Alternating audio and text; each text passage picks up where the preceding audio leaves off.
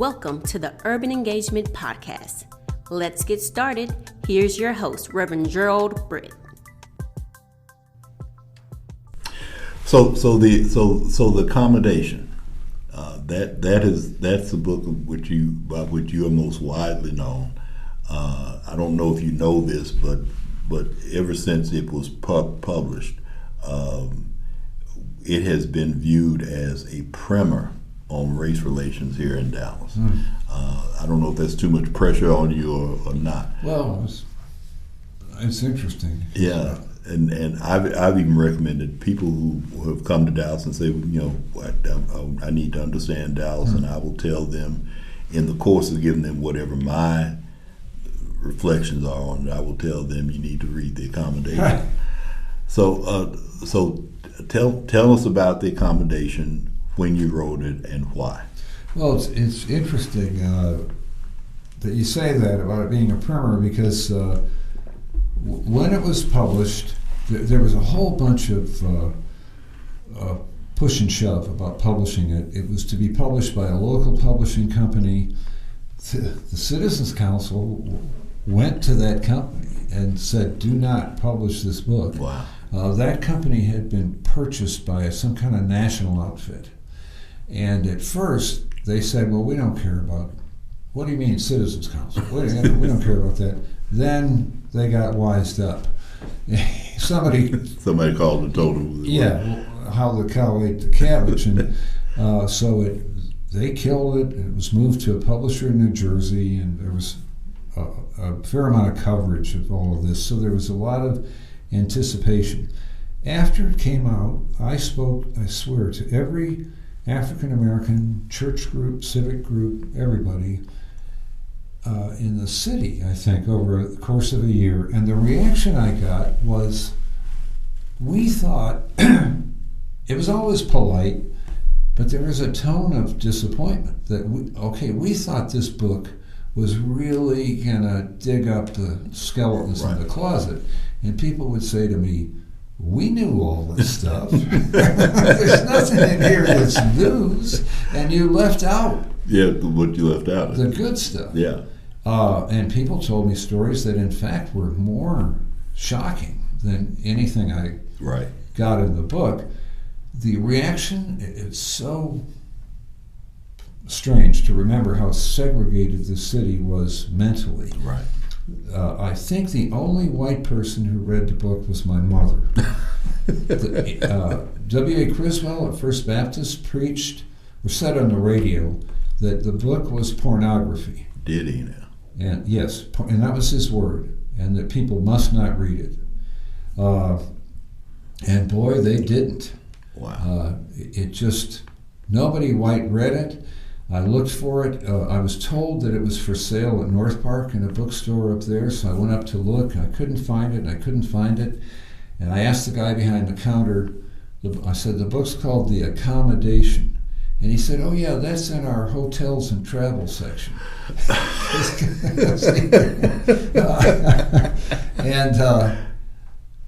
I naively offered to sign the copies, and he said, well, we can't sell it after somebody's been writing on it. So, are you kidding? Yeah. Wow. And so it simply was not read on the white side of the river. So when was it read, or how did it gain such prominence? It had a lot to do with new people coming to town, what you're talking about. Younger people, I would get this question from people that was always sort of like, what's the deal here? Whether they were black or white. Right. I remember a woman who came to work at the Times Herald. She'd grown up in Harlem. She went to Harvard. She didn't stay in the newspaper business long, really smart. And she wanted to live in the community. Right. So she moved to South Dallas, and she came in one day and said to me, what's the deal? People are calling me a rabble-rouser and a communist and telling me to shut up. And I said, look, the conservatism here extends to all people. Right. And I said, the first thing you got to figure out, it took me a while, is that all these guys are Texans. Right. Some of them are white Texans, Right. black Texans, Hispanic Texans, but they are Texans and they have a different take on stuff. That's one of the best ways to explain it. Yeah. So I want to read you a few. The accommodation, of course, the theme of it is that racial integration, or bare minimum racial desegregation, Right. was the result not of protests or boycotts in Dallas, as much as it was the accommodation of the white power structure to both the fear and trepidation that would come not even by an uprising in black communities, but loss of business, loss of Right. reputation, loss of prestige throughout the country. Is that fair? Yes. I have a more nuanced view of it now. Mm-hmm. And it's funny that I accepted more of the white view than I knew. Mm. And that was that the white people here were really clever. And they were able to get out in front of the civil rights movement. Right. And offer these accommodations to keep things smooth here. Right. And they wanted to for business reasons and so on. I've changed my mind a little bit over the years. I've sort of decided, yeah, well, the white people here were also way more scared. Yeah. and Yeah. in some ways, black people didn't have to burn down streets. Right. All they had to do was go to the White Citizens Council Right. and say, you know, some bad things could happen here. Just look at Birmingham. Yeah. Yeah. And they did, absolutely. Right. There were protests here. I was wrong about some of that. Right. And wow, you talk about taking guts to, Yeah. because there was not a lot of support. A lot of people don't know, Eddie Bernice Johnson led protests downtown. Yes. Against H.L. Green. Right. There were others who led protests that were not quite as widely known, but the quote unquote rabble rousers were more a part of conservative black Dallas. Yes. Than in other parts of the city. Juanita Craft and George Allen and whatnot. Those characters were much more radical, Right. than even some of the young people that were coming up under them. And I watched, now I'm not going to remember her name, senior moment. It wasn't Juanita Craft, it was a African-American woman who followed her on the city council. Elsie Fahey? No, before Elsie Fahey. This woman was a professor at Bishop. Lucy Patterson? Lucy Patterson. Yeah. I watched her on the council. And I was here from Detroit. Mm. In Detroit, on the city council, we had fist fights at council meetings. We had people banging shoes on the council was a great show. Right. But not much happened out of it. Right. So I came here and I saw Mrs. Patterson speaking, and all she had to do was say, I disagree. I don't think this is a good idea. And I'd look at the mayor then, who was Bobby Folsom, and he looked like he was having an aneurysm. What do you mean you disagree? and I look back on it now and I think, see, that's all she had to do. Right. She didn't have to go over there and hit him in the head with her shoe. Right. Yeah. Yeah. Exactly. So let me. I want to call out a few names, some of which will be known more widely, Right. some of which won't. Just give me your take on these. J.B. Jackson. Boy, I you know what? He would not have a thing to do with me. Is that right? But I watched him at city council meetings, he had sign language that he did with Elsie Fay, because they were a team. Right. And I realized slowly, and I talked to other people about him. I talked to Peter Johnson about him, and I realized this guy is he's a tactician, and he's very calm, cool, and collected. He knows where he's going. Right. And he's not going to expend a lot of energy on me. Well, he, and I don't mean this in any pejorative term, but he was kind of like Elsie Faye's Svengali. Yeah, absolutely. Yeah. And you could see she would look to him. He was always sitting out there, and he was like 3 fingers or a hand this way. She knew what to do. Alex Bickley. He is the guy who got the book killed. Oh, really? Yeah. And I interviewed him for the book. He said, I was still this new guy, a carpetbagger from Detroit. He said stuff to me that I didn't think anybody could even say. Like, he said, "You're from Detroit?" I said, "Yes." He said, "Well, you had a pretty bad riot up there." And I said, "Yes." And he said, "Well, that was just because the black people wanted to steal stuff." And I thought, what? This guy's an important civic leader. Yeah. He was a funny guy. He was the one who went to Taylor Publishing and got the book killed. But then, you know what his later career is? Alejandro Bickley. Yeah. He shows up in North Oak Cliff with a law office doing immigration work. Really? Yeah. I don't know why or how that happened. I'll say a little bit more about him in just a second. Yeah. W.T. White. I thought this W.T. White I thought was and I'm going to be stumped on specifics, but I remember thinking, okay, this guy is a segregationist. Yeah. This isn't even subtle. This Right. isn't even a debate, Right. and this is not a good guy to celebrate. Right. Surprised they named a school after him. Yeah, Yeah. they ought to take that name off. Yeah. And for those who don't know, W.T. White was former superintendent of Dallas schools. Right. S.M. Wright.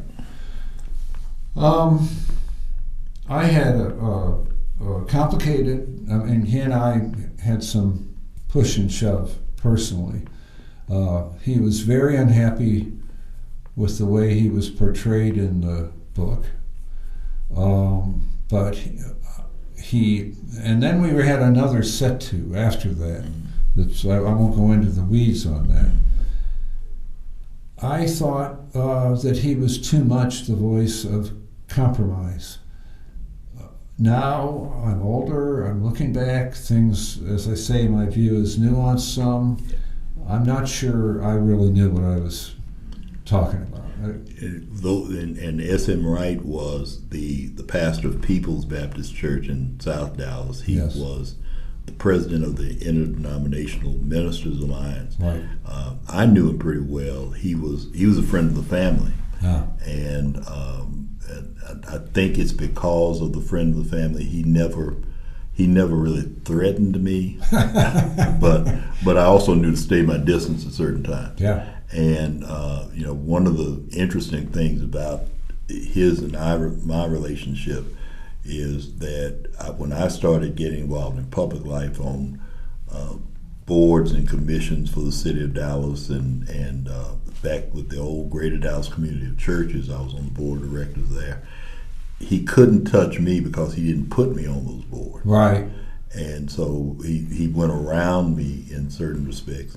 Later, I found out he had a certain degree of at least respect for me, but it was a challenge. And near the end, when he was dying, he was going to be the president of the national convention that he himself had helped organize.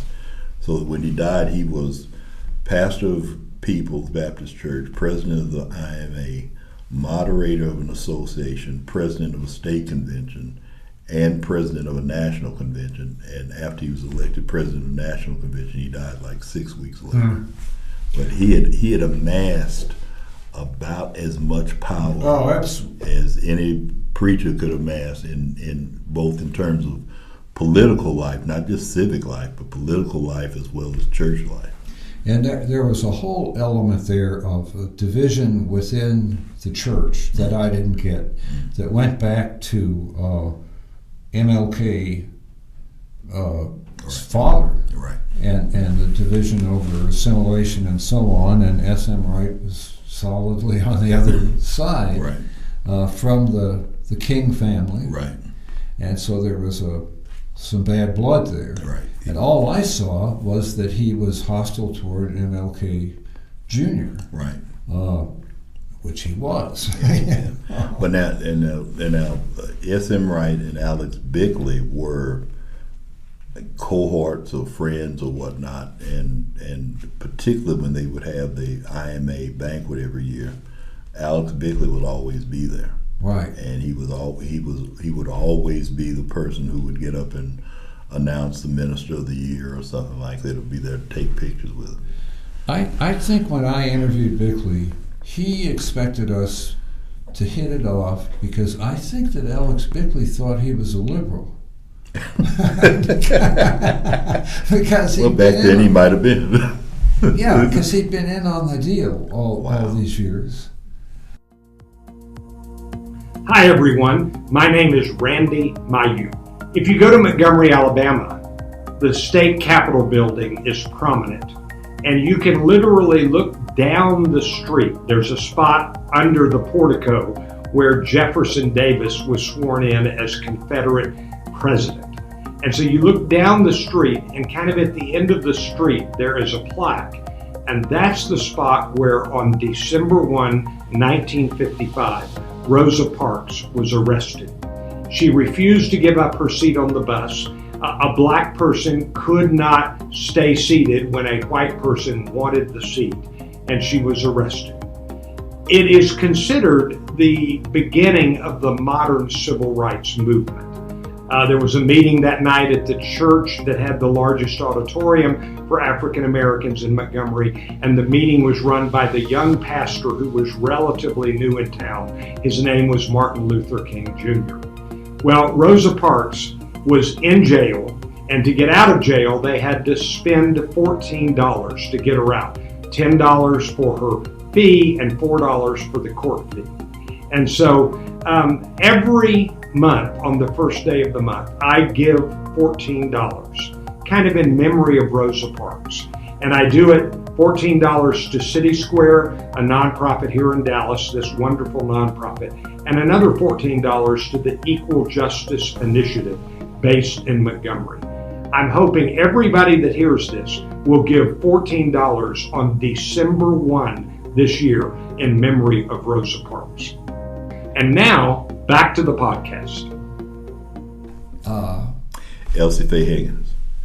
You know, I did not know her well. She was another one who wasn't, she was, I always thought, sort of a shy person.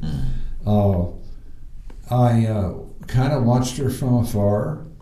I didn't, I thought it was important and a good thing that she was there, and she was not afraid to, I think Stark Taylor may have been her mayor. I don't remember exactly. I think Folsom was a mayor for a while. Folsom was? Yeah. I distinctly remember watching television and her saying something to him or speaking out and him telling her to shut up. Oh, I do remember that. Yeah. And I do remember, yes. Yeah. And the point was she didn't, and Right. she spoke truth to Right. power, and that was so important in those days. You know, a lot of people who come to Dallas, some of them young who come into Dallas, some of them who are young and grew up here but don't know this history, don't understand that at that time, Lucy Patterson, Juanita Craft, Elsie Faye Higgins were the only black representative we had on that council. Right. And yes. they had to fight for respect. Right. not just the respect in terms of the cordiality of the rest of the council. They literally had to fight to be heard. Yeah. I asked my wife once, I said, because I was getting to know the culture, and I said, why, of all of those three women, I said, they're so ladylike. Why are they like that? And she said, you're such a Yankee. She said, they are Southern. And people here have manners. Yeah. And so they're going to have these fights, Right. and they're going to stick up for themselves, but they're going to do it in a dignified, ladylike way. And they did. Peter Johnson. Peter and I, the book, The Accommodation, is about Peter. And he was the inspiration for it, and we worked together on it. The genesis of the book is, why didn't Peter write it? Why did I write it? Right. I guess he didn't want to. He had other fish to fry. I've always thought Peter is so important because he brought this. Well, he's like you. Both you and Peter have been able to put Dallas into the larger historical, intellectual context. And that's something the city really lacked. White people, black people, it didn't matter. Dallas was like this weird little island that history had passed over. Right. And so the people like you and Peter, who were able to give a moral, theological, historical context to things, have just been hugely important. I really think in some ways that's the answer to everything. Nobody gets it. Nobody knows what's going on until they can see it in this bigger pattern. Well, Peter's one of my mentors from way back, and I accuse him without getting in the weeds of actually getting me involved in public. Not just. He sicked me on to you many times. But without Peter Johnson, it is arguable whether or not there would have been an Elsie Faye Higgins. Right. Yes. Absolutely. Yeah. And I think that too few people realize that. So tell me, of course, now kind of the crux of the book, at least from my perspective, talking about modern day politics and within the black and white context. It involved the Fair Park and the eminent domain that Dallas wanted to push on the black community in and around what we colloquially refer to as East Dallas, but South Dallas, and the protests and the pushback that came from that community in order to get some type of fair treatment and equitable resolve to the situation. Well, we were talking about this some before we started the podcast. I think there's always been this really dangerous tendency on the part of white power and money to look at black Southern Dallas almost as if it's not there. We're either not going to do anything, we're not going to go there, we're not going to send a nickel there, or now we're going to do something big, but we're going to treat it like an empty land. And, like nobody's ever been there before. It's a desert. There's nobody there.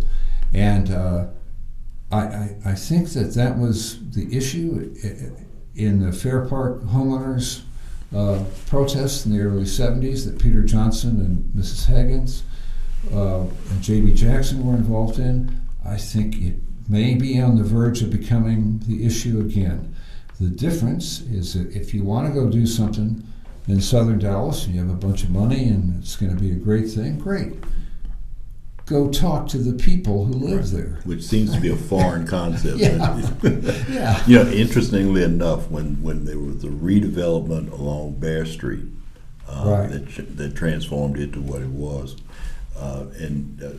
be a much longer story, but it was a plan. It was a local plan, a plan that grew up in the community that was hijacked by the mayor at City Hall. And when they started trying to implement it, to do the redevelopment, they came to my office there at the church, and they they were asking me. They came by there so often. I told them I was going to start charging them consulting fees if they came. Yeah. And so one of the staffers came by with this green sheet that talked about selling your property, or it will be subject to eminent domain. Yes. And I told him, I said, this is something you do not want to do. Yeah. This will scuttle the whole project. I think I have this feeling in my bones that they're about to do it again, and it's just such a guy I've gotten to know some. We didn't start out on a good foot. Monty Anderson, who's a developer in North Oak Cliff, and as a matter of fact, I'd written something negative about him. He knew my wife from her when she was a columnist at the Morning News, garden columnist. And the first time we ran into him together, he looked at us and he said to my wife, "You're married to him?" But since then, he and I have made amends, have gotten to know each other. He has a really interesting philosophy of organic development. So that let's say you want to go to Bear Street and do something great, but there's this little liquor store that you don't like because it doesn't look like the store in your neighborhood. Right. And there's a couple small churches, and there's some guy selling tires. Monty Anderson would say, the first thing you do is you go to that liquor store owner, and you go to the tire store guys and the churches, and you say, what can we do to enhance your presence here and your enterprise? Because you're here, this is your place, right. And you have roots in the ground, Right. And we want to sort of piggyback on you to make this place better, so that you are valuing what's there now, Right. versus thinking there's nobody there. Right. Yeah. Exactly. Yeah. So let's switch a little bit to DISD. We're going to be through in just a minute, but this. So essentially, in terms of student population, Dallas Independent School District is almost 100% minority, and this is the 56th year since 56 years since Brown versus Board of Education. Right. We haven't gotten it right yet. Clearly, and I think you mentioned this in the accommodation, that DISD tried everything, monitors in the classroom, going to federal court and being under federal court supervision. Right. Everything until they just kind of realized this means us. Right. And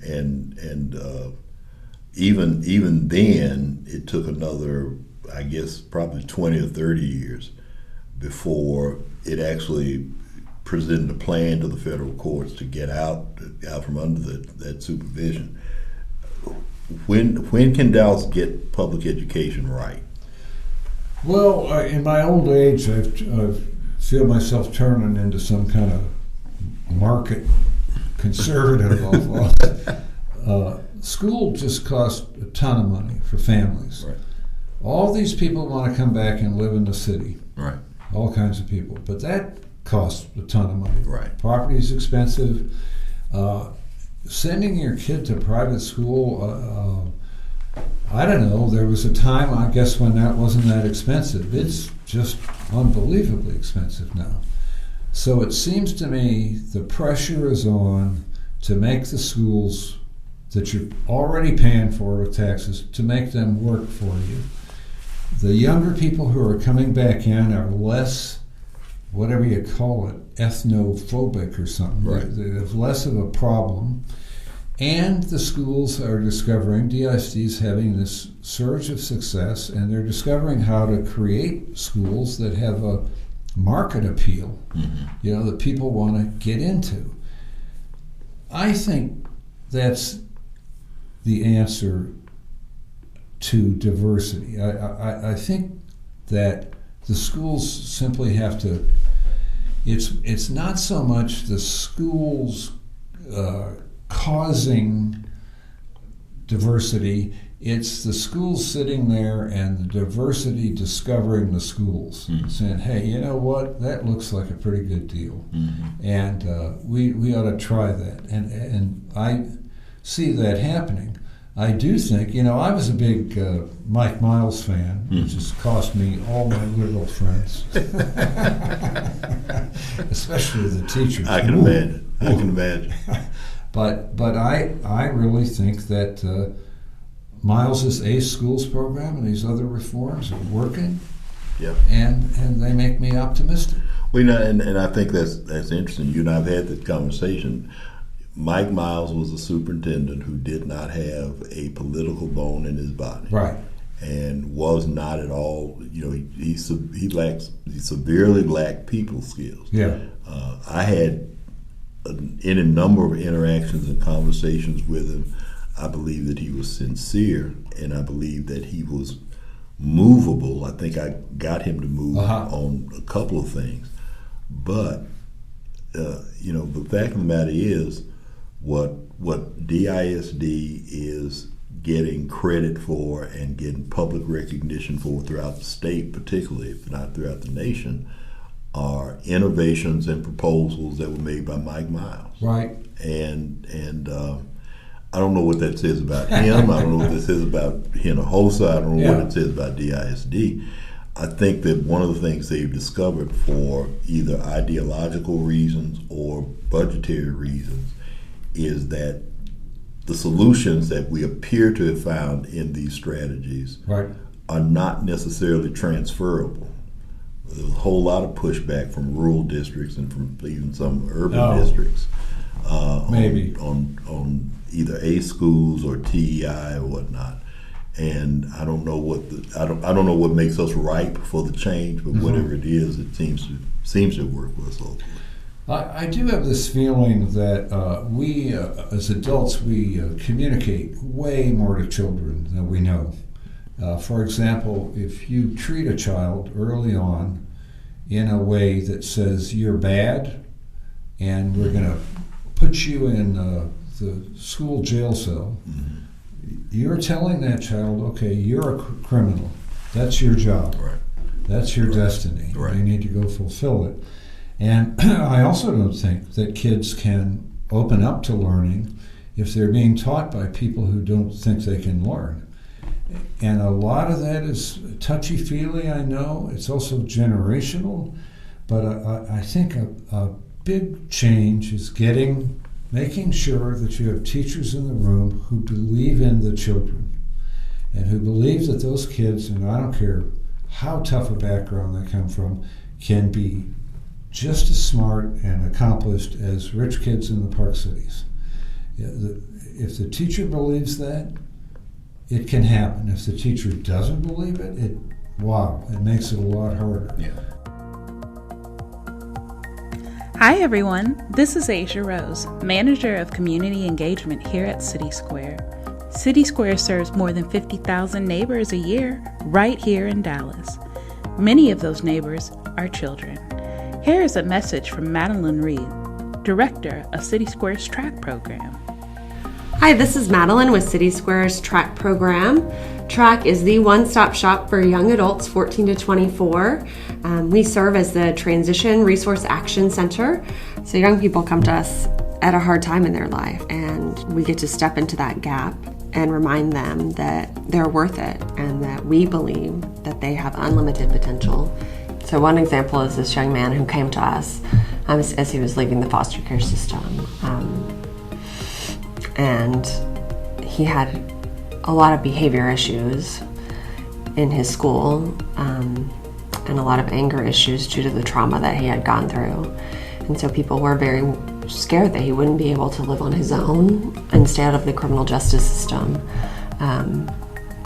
And so when we started working with him, we were able to really work on some goals with him. And along the way, he was homeless, and so we were able to get him stable in an apartment. And teach him how to have a job and work with an employer and not get in trouble on his job for getting angry. And so at this point in time, we're really proud that he's maintained his apartment and that he's kept his job for over 6 months. And then he's also been able to add back in going back to school and, you know, really working on what he's doing to further his career path. You can really hear how much that story means to Madeline. She and her staff at Track work each year with more than 800 kids, just like that young neighbor. They're a small team of dedicated poverty fighters, and you can join them. Volunteer or donate today by taking a moment to visit citysquare.org/track.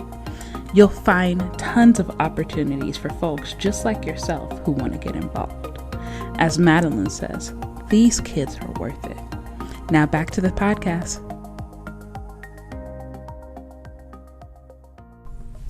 What do you think was wrong with Mike Rawlins? You know, I always liked him personally. I just think he's an advertising guy. I don't think there was. Okay, let's take Grow South. Mm-hmm. What happened? What was the philosophy, the plan? What? Yeah, you know, I always thought at least the one thing that he said when he announced Grow South that I agreed with and had been championing not nearly as artfully as he was, is that South Dallas was a business opportunity and not a charity case. Sure. And I think that could have signaled a new day. I think that the problem is, what he probably needed was a good community organizer. Yeah. But that's true. It's kind of like what you said. He announced that without having any deep roots of communication within the neighborhoods that were going to be affected by Grow South, so that he brought what he knew would be business opportunities and didn't make room for anybody else with small business or entrepreneurial aspirations. And that's the thing about the traditional North Dallas white wealthy leadership. They tend not to know what they don't know. They tend not to understand that their world is small and narrow. Yeah. And that if they want to go out into the bigger world, they need to do exactly what you just said. Boy, I need a really good grassroots community organizer. Right. I need to get out there and organize and learn who's who, and or at least have somebody working for me who knows who's who. Exactly. I think you know, because when he said you know, expanding housing and whatnot, one good example of that was, even though it was Grow South, it initially did not include South Dallas proper. And I mean, not beyond his adopting Lincoln High School, which whatever that means. Yeah. And so he was growing South, and this is initially, he eventually came around, growing South without touching South Dallas. Yeah. And without touching people much. Right. I really got crossways with him over the West Dallas business when he decided that there are these abusive, bad slumlords who need to be shut down. And we could argue that. But he and I were talking about West Dallas, and he said, well, don't you think, I was saying, these new building standards and everything you're doing are vacating the poor renters who live there. They're just being put out on the street. And he said, well, don't you think that houses are always better when they're owned than when they're rented? And I said, yeah, that's probably true. What about the people in the houses? And there's that. Yeah.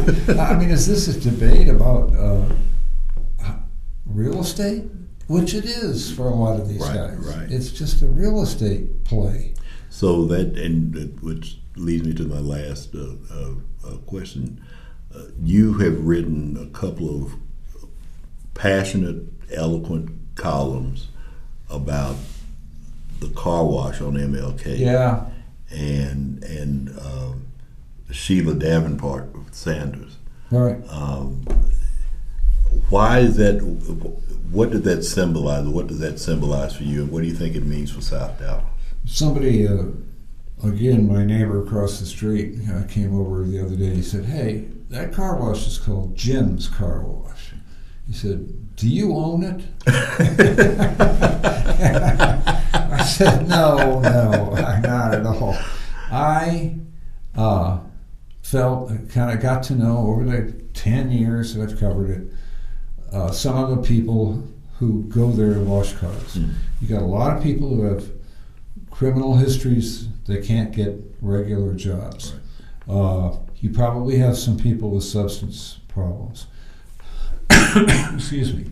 You have a lot of people who are, for one reason or another, knocked down to the bottom rung of the economy, and they are struggling to make a living and not do it by breaking the law and getting sent back to jail. Right.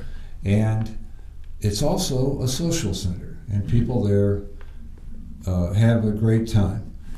I am not welcome there on Saturday night when Dale Davenport, the owner, is not there to usher me in. Right. It is a black place, and one of the things I had to get about it was part of the fun of that place is no white people. Yeah, I get it. I've always felt that the South Dallas establishment can be very snooty. The political establishment can really look down its nose at those people. It's also, a lot of those people are a big problem in the area. Right. And so would I want them at the car wash next to my house? Maybe not. Right. I don't know. Right. And so isn't it hypocritical of me to think it's okay for that to be going on there? Yeah, probably. But I just have a kind of an emotional bond to those people. And when Sheila Davenport, the woman who was killed in this latest shootout, was killed, and her death, the reporting of her death reminded me of my early days in the newspaper business when there was different language for black deaths and white deaths. And I felt it was treated dismissively, and the people didn't care about her life. I've also gotten to know Dale Davenport, the proprietor, who is beloved by the folks who work there and loves them. And that was a learning curve for me, again, as a carpetbagger. How does this East Texas white guy, who strikes me as Gomer Pyle, if I were going back, how does he get to be close to all of these black people? And part of that lesson is that, and I used to think this was just racist nonsense, but in fact, there can be a closeness and bond between white people and black people in the South who've grown up next to each other and know each other that you don't find in the North, where nobody ever crosses paths. Right. So anyway, that's a place that I've learned to care about, and it bothered me deeply that I felt that her death was not taken seriously. I'm taking kind of a vacation on the car wash. Okay. Yes, I know you've written about it a couple more than a few times, and it's interesting. You bring up a perspective that I think goes on, or at least a controversy that goes on in the black community quite often, not just about the car wash, but about other spaces. They are on one sense kind of part of the cultural iconography of an area. Yeah. On the other hand, there are those of us who consider those to be nuisance properties. Yep. And so the argument between those of us who say you would not find a car wash like that in North Dallas. No. And those who say, yeah, but there's no place else for these people to congregate, and we are an outdoors people, and this gives us an opportunity for outlet and culture, and in one sense they are both right. I think that that what those of us, and there are those of us on both sides who are calling for redevelopment, have to realize that you can't have it all ways. Yeah. That in terms of that, something has to go, and you got to. Somebody's gonna have to choose. You can have Jim's car wash, but you can't have a Chili's next door to it. And the wake up for me, and the reason I'm taking a vacation was I thought about the incident, and I did a bunch of reporting on it, and I'm satisfied that there were two gangs who already had a shootout before, and so this was revenge, and they met. That wasn't the car wash's fault. They weren't at the car wash, but they shot into the car wash. Then everybody at the car wash started shooting back at them, and so I had to say to myself, so everybody there's got a gun? Then there's that. And something goes off, and it's World War II. Right. And no matter who started it or why, you can't have World War II in your neighborhood. Yeah, that's right. That's right. So, I mean, there has to be, we have to find a pleasant, livable median, because car washes are viable businesses, and that's not the issue. Right. But they also have to be safe spaces as well. I think in my own neighborhood in East Dallas, it was a lot more rough-edged when I moved in the late 70s. It's gotten so civilized now, anybody could live there. But we did a lot of pushing on bars and businesses just because they were kind of loud. Right. And we didn't care if people had a right to be loud. We knew that in order to make that area viable, it had to maintain a certain level of decorum. And that's exactly what, we talked also before the podcast about some of these really interesting high values that residential properties started to sell for in that area. Those folks investing that money in those houses need a break. Right. Yeah. Jim, I really appreciate this. I really appreciate enjoyed it so much. Thanks for having me. I was about to say, I hope this has been all right for you. Oh yeah, listen, that when you said turnabout is fair play, I thought, wow. Well, I appreciate it so much, and I hope you come back. Great. I think we want to make sure that, again, your perspectives are so wide range. I've got a whole list of stuff here we haven't touched on. But I don't owe you any money or anything. No. Okay, all right, good. Okay. And Jim Schutze, and we appreciate him spending time with us. We will see you on next time. Appreciate your listening. Thank you. Thank you so much for listening to the Urban Engagement Podcast. If you would like to learn more about City Square and the work that we do, please check out our website at citysquare.org. And if you like what you see and would like to join us in the fight against poverty, please consider making a donation. Your gift will have an immediate impact on the lives of our neighbors, relieving them from the desperation of poverty and giving them the necessary tools to succeed. Be sure to tune in next month. Until next time,